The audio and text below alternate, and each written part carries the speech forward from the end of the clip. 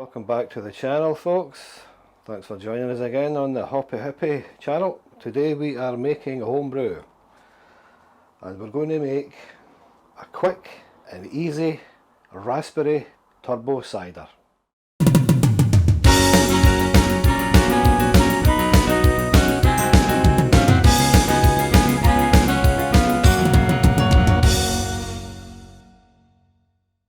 So this shows you again, I've done these videos in the past to show you how simple and easy it is to make cider, especially cider. It's absolutely, it makes itself.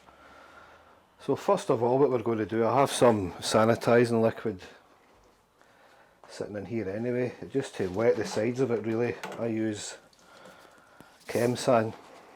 Give a wee look at that there. Chem-San. Just a wee 10ml of that, a couple of gallon, and it's a non-contact sanitizer. It just needs to really touch the sides, touch whatever it's going to become in contact with liquid for 30 seconds. So I'm just going to run down the sides with this. I'll take this inner jug out here and I'll finally sanitize that later on before we put it in. Nothing was going to come up that high to reach it anyway, touch it. So sanitize my jug here, you'll see about that in a minute. Just use a sponge, just run round your outside. Sanitize my knife. I'll leave that there wet because that's good. Obviously the paddle is dipped in it. Now what we're going to have to do is get this sanitizing liquid out of there. And so as we can, and what I do is I run it through the spout here, the tap, and that sterilises that as well, sanitises that. I keep saying sterilise, but it's not really, it's sanitise. So I've got my cleaning tub for that I just fill like so, and open the tap.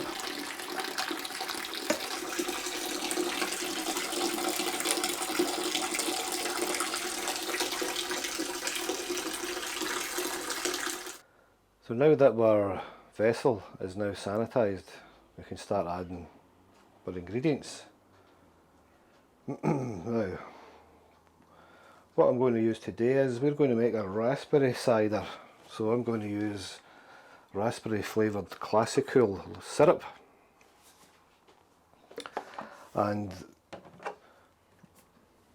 Lidl's apple juice. Now you get 1.5 litre of this for I think it's $1.15, whereas in other supermarkets locally to me they're 85p for a litre, so it makes sense maybe buying the extra half a litre. And it's fairly, what's the sugars, 10 grams, 10.5 grams, so between that and the sheer sweetness of the classical, there'll be no added sugar here. So what I'll do is first I'm going to add 600 mils. I'll make it a pint, I'll make it a half litre, I'll make it a pint just to round it up a tad. A pint of the syrup.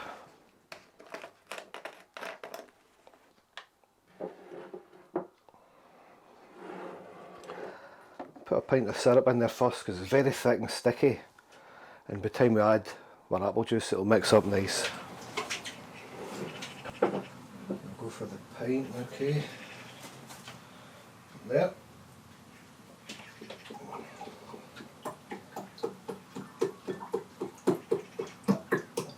Without splashing around because it's very sticky, this stuff's just pure sugar pretty much.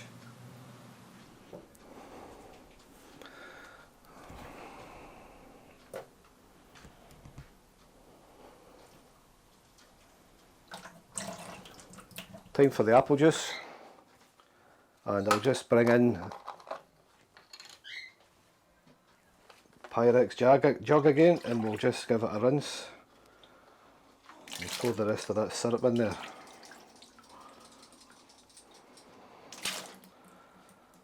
It's very concentrated, so Put that in the sink out the road. Now,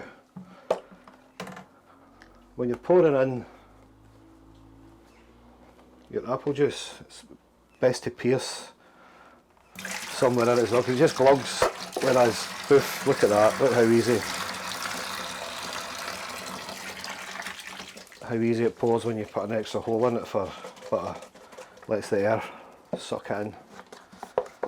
And because of the sticky liquid in this as well, I have a black bag just on the floor here, so it keeps Mrs. Hippie happy.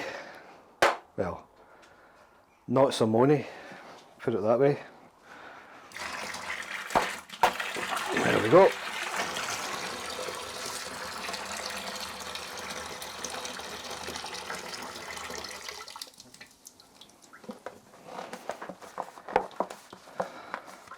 If you get one less moan a day, it's a result.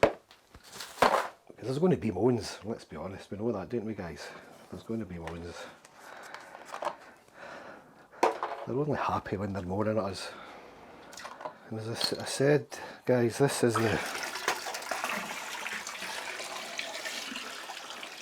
the easiest cider that you'll make. And it's going to end up about 7 to 7.5% volume as well, just for the sheer sugar content of the ingredients here. So that's 19 degrees. Next time to pitch your yeast and it's all over. That's it, it's done. Yeast I use is the Mangrove Jack's MO2. What I like about this yeast is it retains a lot of sweetness in the finished flavour. It doesn't ferment to complete sour dryness. You know, you can bottle this straight from it stopped fermenting straight to the bottle without adding any sweetener, because there is a bit of sweetness I don't like stuff that's too sweet. Falsely sweet as well I don't like, but this stuff retains a bit of that sweetness in the finish. So let's get the yeast in. This is just right out the fridge. Best before date 8/21. Shall we chance it? Seems okay to me.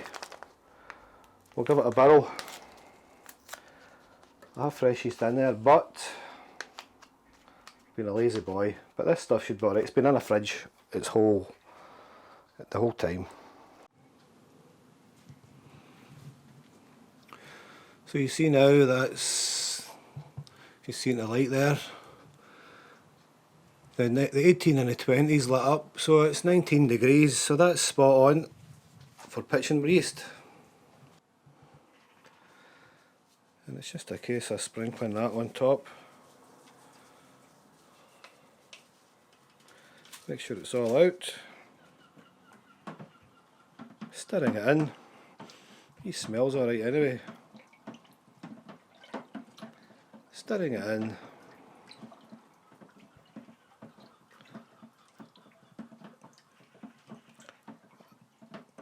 I should have took a gravity beforehand there, but I'll do that now. We need to know what gravity is.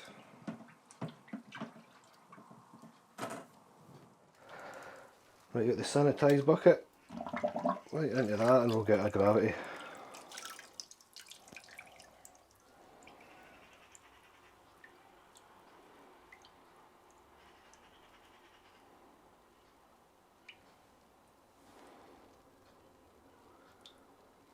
That's 58, 1058. 1058 I reckon that is. Let's get a piece of something to sit it on.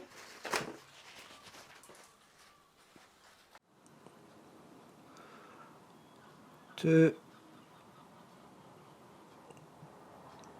2468, that's 60. 2468. That's 1.060.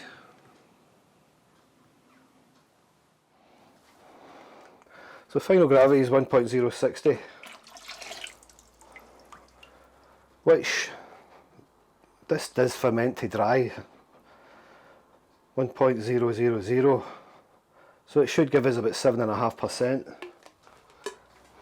Put that in there at the road. Let's get there's a wee breathable lid this has got on it for ales in case they come up, but I don't want to keep it anywhere else. Where's my sponge? I don't want to keep it anywhere else, I'll just keep it in here.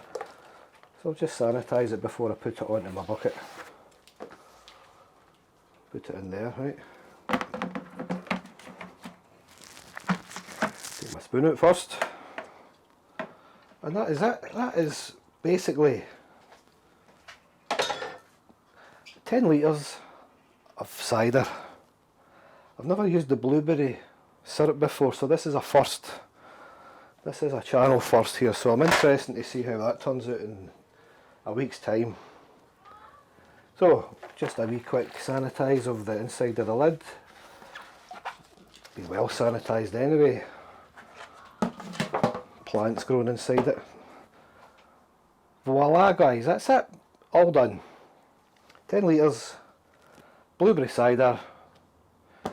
Get you back for the big taste test in 10 days.